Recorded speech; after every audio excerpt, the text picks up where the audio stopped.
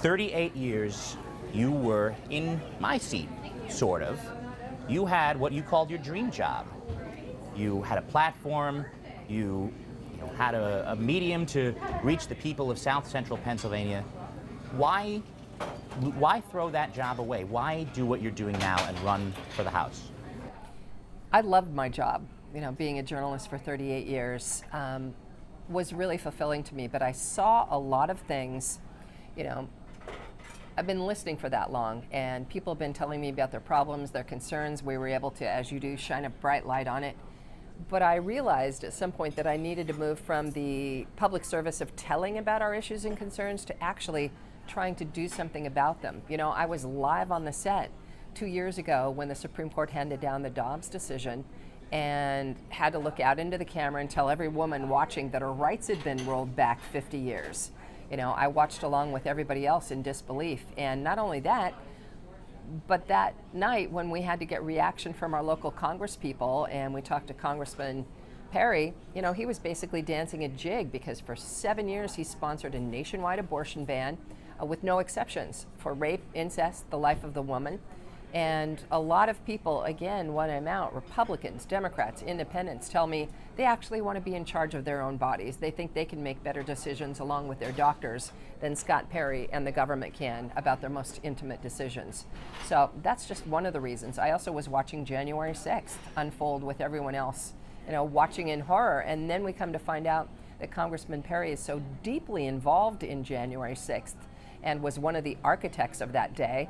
And has been an election denier ever since. Was there a specific moment when you realized that you had the itch to run? Well, I studied politics and government in college. It's been quite a while, and a lot of my reporting had an emphasis on politics. But it was really a lot of things that I saw along the way. Every local newscast that is led with a shooting. That's a real public health emergency at this point. And I won't say I'm absolutely for the Second Amendment, but there's some real common sense legislation in the pipeline in Washington. Deeper background checks, the fact that the dangerously mentally ill should not have a gun, criminals should not have guns, people with PFAs out against them should not have a gun because who do you think they're going to use it on? This is real common sense legislation that everybody backs, Democrats, Republicans, gun owners, independents, and I'd like to see some of that come to fruition. There were a lot of moments along the way where somebody who really cares can make a difference, and I care. Like I said, I've been listening for more than 30 years now. That's not going to change. I'm still going to carry voices to the halls of Congress and make sure we're safer, healthier, more well-educated, and have those good-paying jobs that support our families, sustain our families, and are the bedrock of our communities. So you've heard the stories of a lot of people in this area who are struggling with the cost of living, who are struggling with the cost of groceries, who have been struggling with that for the past several years. You, in the debate, you had indicated that you are not comfortable with the amount of money that the federal government is currently spending. What would be your threshold as a representative for new spending coming out of the Congress? Well, I don't know exactly what you mean, but I will say I talk to an awful lot of people who are having to make really hard decisions every day. They're pinched. Do they put food on the table, gas in the tank? We have a lot of rural areas where it takes a lot of gas to get where you're going.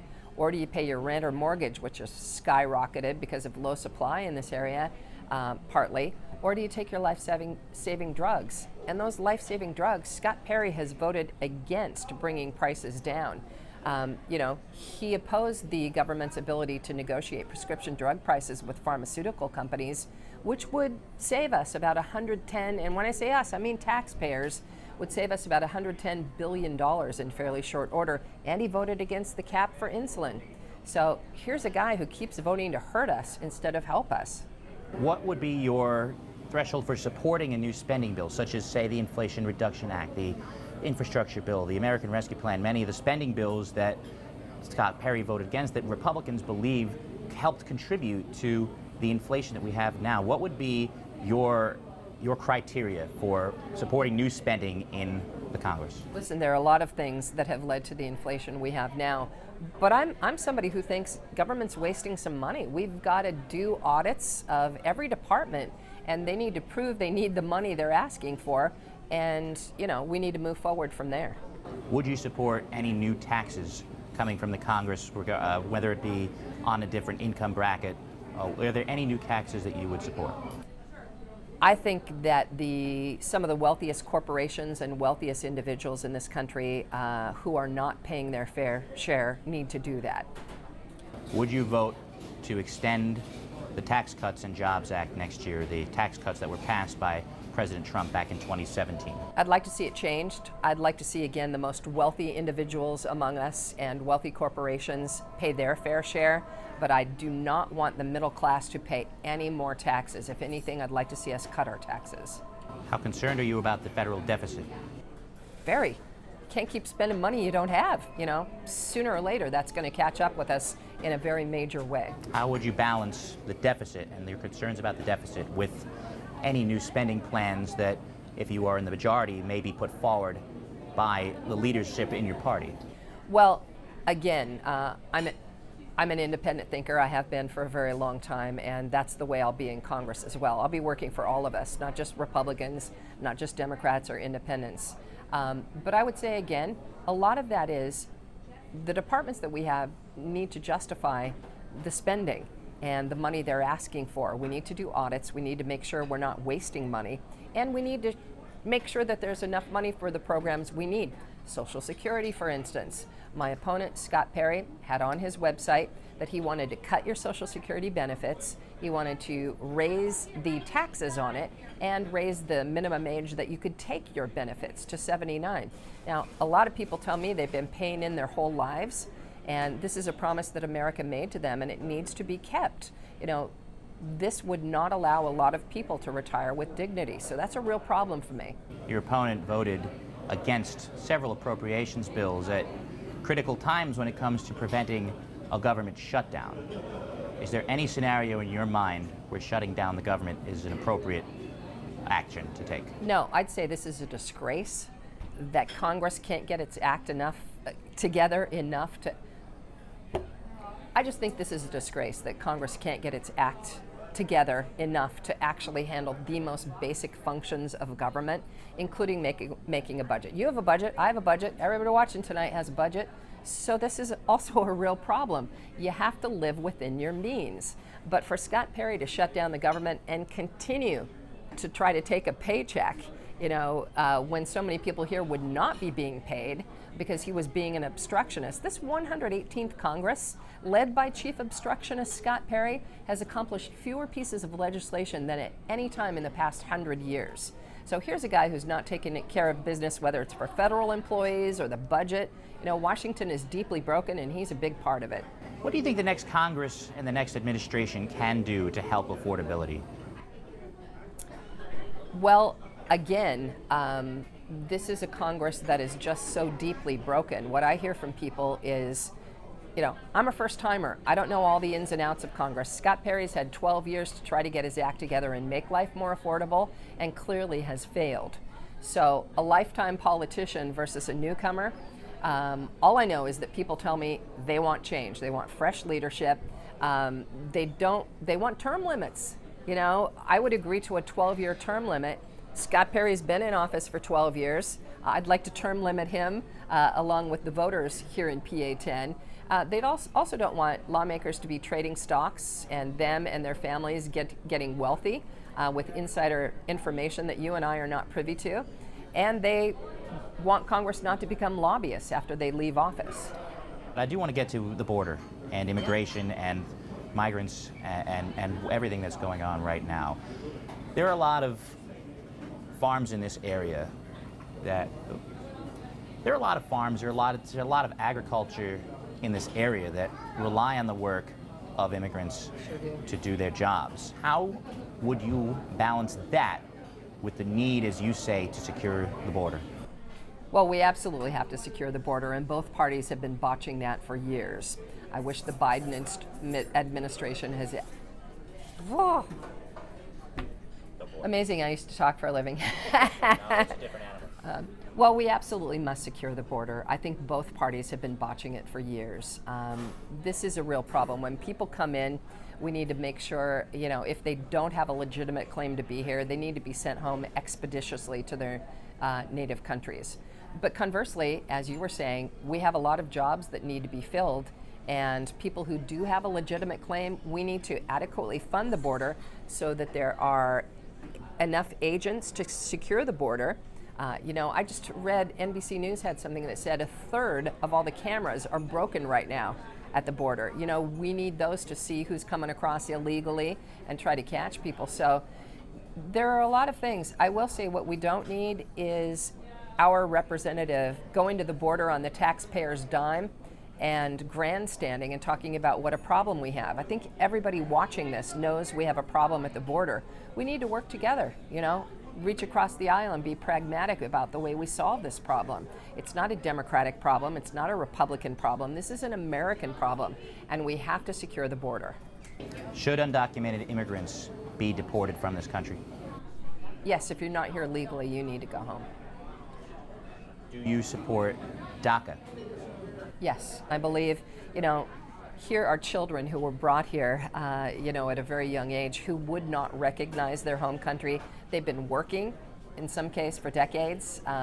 They have been paying taxes right alongside us. There needs to be a path of citizenship for the dreamers. What would be the threshold for you for who stays and who goes? Well, again, this is something we need to reach across the aisle on and make sure the border is secure and make sure we take care of the problem. Would you vote to appropriate funds to build a barrier, or as some would say, a wall in areas in the southern border? Well, I think, again, we need to work together to secure the border. I don't know exactly what that will look like. I think both sides need to compromise a bit, and we need to achieve making sure that people who don't have a legitimate claim to be here are sent home. You talked about the Biden administration. What do you think they did wrong when it comes to the border? I wish that they had acted sooner. Your opponent did not support the compromise bill in the Senate. It did not reach the House for a vote, but your opponent did not support the bill drafted by Senator Langford along with Senator Sinema, the compromise bill. Would you have supported that bill? Absolutely. We have to reach together. It wouldn't solve the whole problem, but it would solve part of the problem, and any step we can take to secure the border is something I'm going to back, especially if people have reached across the aisle to try to accomplish that. Well, Republicans say that that bill would have set in law a threshold for the very first time for people to come across the border. Would that have been a concern? I'm not sure what more I can say about it. I just think we all need to work together. This is an American problem, not a Democratic, not a Republican, and we need to work together to secure the border. Well, let's talk about abortion then. If I'm not mistaken, you do not have children of your own. I do not. Knowing that, why is this still such a personal issue for you? Because it's a very fundamental right to have a person be in charge of their own body and not have Scott Perry or somebody from government telling you what to do with it. This is something that reaches across all party lines. Women think they can make their own decisions about some of the most, intimate healthcare situations. They don't need Scott Perry telling them what to do. Are there any restrictions to abortion that you would support? Well, I'm not a healthcare expert. I'm not a doctor. I leave that to the healthcare profession. I don't think government should be in the abortion business. Your opponents say that the third trimester is something that Democrats would support. Is that the case? Again, my opponent thinks he knows what's best for a woman's body. I think women know best. It's one of the biggest differences between the two of us. And I want to make sure that people know that before they walk into the booth November 5th. Scott Perry thinks he knows more about your body than you do. And that's a problem for me. He says he does not support a national ban now, despite supporting the Life at Conception Act. How do you think he balances that? H.R. 431, it's all written there. It's a nationwide abortion ban with no exceptions. Not for rape, not for incest, not for life of the woman. I judge a person by what they do, not by what they say, and his votes are very clear on the subject. Pennsylvania has protections for abortion rights now. Do you believe that this issue of abortion is still on the ballot? Yeah, when people say they think states should have the ability to make all those decisions, it's still politicians making those decisions. It's not the voters. Your opponent, he said about his actions on January 6th. He said that he was listening to his constituents, that they had concerns about the election process. Do you think that's a valid reason for him and for somebody to vote not to certify the election? I don't. America is known around the world for our peaceful transfer of power. It's one of the most important things about our democracy, and one of the things that the rest of the world looks at us with great envy. So the fact that he would help overthrow that, try to turn over an election, try to turn over all of our votes, that's a real problem for people in this area. When they go to the voting booth, they expect their vote to be counted. They don't expect Scott Perry to vote to overturn it. Do you think there was any reason to not certify the 2020 election? I trust the democratic process, and there were an awful lot of investigations, including into Scott Perry and his role in January 6th. I mean, the FBI seized his cell phone. He was so deeply involved. He also asked for a presidential pardon. You don't do that if you don't think you've done something wrong. The bills that he voted against regarding homeless veterans, the fire safety that we've seen in your advertisements, he talked about how he was thorough when he read those bills and that he saw wasteful spending. Do you think that would have been a valid reason to vote against some of those measures? Scott Perry and I have very different views of the world. I would never vote against housing homeless veterans. I would never oppose health benefits for the military men and women who breathed in toxic burn pits. I would always protect our firefighters. Listen, they don't run into your home and check to see whether you have a D or an R on your door. They go in, they save you, they save the pets. These are people who we need to protect. They had toxic chemicals in their firefighting gear. They need to be protected from that. Some of the most vulnerable among us, young people who've been sex trafficked, they need additional services. These are not, Scott Perry votes over and over to hurt us, not help us, and that is the opposite of how I'll vote in Congress. There are people, even in this diner, there are people who are Republicans, there are people who are Republicans that you have to win over in order to win this race. Why? And there are people who are going to vote for Donald Trump, that you need to vote for you in order to win this race. What is your message to them? I've been the trusted nonpartisan voice in their living rooms for 38 years, and that's not going to change. I used to shine a bright light on their issues and concerns. Now I'd like to take their voices to the halls of Congress and see if we can accomplish their needs and their wants. And if we can't, I'm going to come right back here. I'm going to hold town meetings if it's a big enough issue, or I'm going to ask to have coffee or tea with them or something like that, a slice of pizza pie. And we're going to talk about what they need and how I can go back to Washington and try again to do what they need. Again, they're going to have somebody who's listening to them as a real representative, a fresh voice, somebody who's not been in power for the past 12 years in Congress and a lifetime of being a politician. They're going to have somebody who's really looking out for them this time, who is actually listening. We're in a city that you once lived in. We are in an area that you have lived in several places in. What can you say to the people who think that your residency in Manheim Township means that you don't understand the issues of this district? I've been here since 1986. My first apartment was 122 South Street, right around the corner from the Capitol. I lived in two places in uptown Harrisburg, not far from here. I lived in Susquehanna Township, just down the road from where we are right here, by the world's longest stone arch bridge. Lived in Camp Hill, I lived in Cumberland, and just as importantly, I've been all over the district all the time for nearly 40 years, covering our stories, listening to people, and caring about what they're caring about, sharing that information, holding the powerful to account, and that's not going to change. I know this area better than Scott Perry does, and I think the people here know me pretty well by now, too, after being in their living rooms for so long. If I wasn't in your living room doing a story with you, I was probably in the living room on TV.